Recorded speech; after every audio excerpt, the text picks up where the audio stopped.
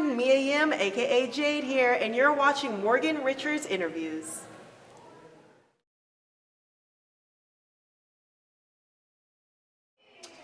Hey, I'm Morgan Richards from Radio Cardiff, and I'm very pleased to say that I'm joined now by a woman who I can only describe as the true war queen of professional wrestling.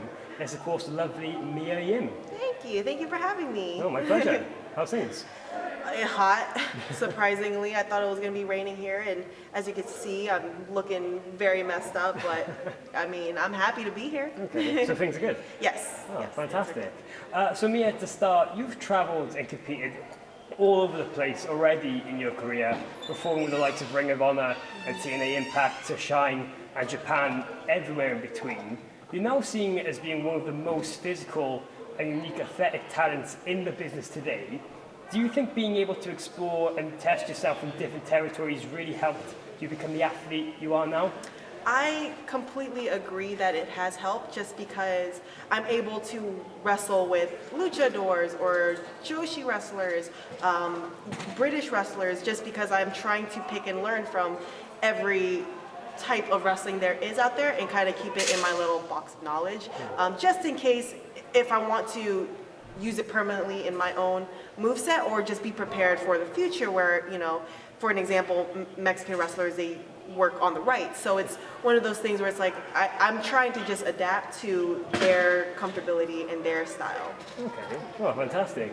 And obviously you've just parted ways with Impact Wrestling, and TNA was really seen as your home over recent years. Of course, when you came in, you were part of the Dollhouse and quickly broke away, impressing everyone as a singles talent and being one of the major players in the Knockouts division. Do you feel that was a really perfect platform to get that next level, showcasing internationally just what you're capable of?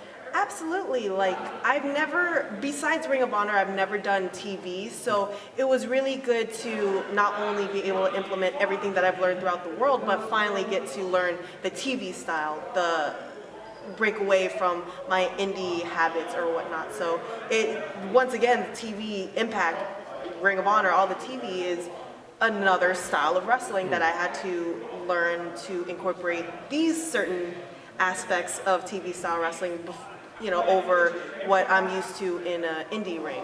Yeah. So it definitely helped. Okay, well, fantastic. And as Jade, you had some really memorable feuds, like of Gail Kim to Rosemary, really your recent run doing the Six Sides of Steel and the last Knockout Standing and stuff like that. Was that kind of fun to kind of reach those boundaries and break over to that next step? Absolutely. I've never worked Gail Kim or Rosemary, but I've always wanted to. So it's nice to not only be able to accomplish my, you know, bucket list of who I want to wrestle, but also do it on TV. So it was really nice to be able to accomplish that, along with pushing myself in these specific matches, such as the Last Knockout Standing or the Monsters Ball. Just because I've never, besides my time at CCW, I've never really gotten into a lot of hardcore stuff, so it was really nice to be in the ring with someone that I can definitely learn from, as far as Rosemary, from character to even just like using weapons and stuff. Yeah. So definitely. Yeah, and one thing I have to mention is, of course, with you currently being a free agent, the internet is full of rumors naming you as one of the favorite competitors to feature in WWE's Mae Young Classic 32 Women's Tournament over the summer. Mm-hmm. What can you really tell us about that at the moment? Is there any fuel to the fire of these rumors? I don't know anything. Rumors are just rumors, and I try not to read too much into them on the internet, but that's all I can really say about that. Okay, so take that answer with a pinch of salt then, really. Yeah. Okay, but while we're talking about it, what are your really thoughts on the Mae Young Classic at the moment? Because of course WWE have really tried to push and showcase the women a lot more recently, with them having their own kind of Money in the Bank ladder matches and marquee moments like that. Do you think it's really going to benefit professional wrestling both inside and out of WWE? I absolutely think it's gonna help. Like, it's, when I first started 8 years ago, this was unknown in WWE. So it's nice to finally see the women getting a chance to showcase what they can do beyond just a bra and panties match, or just, you know, a basic singles 5-minute match. As far as the Mae Young Classic, it's really cool to see that there's opportunities for every female all over the world. And back then, when I started wrestling, it was one of those things like, unless I'm a model, I don't think I can ever be there, just because that's what they're looking for. So it's nice now to know, hey, I have a chance. Like, I'm an indie wrestler, but I have a chance to make it into the biggest wrestling company in the world.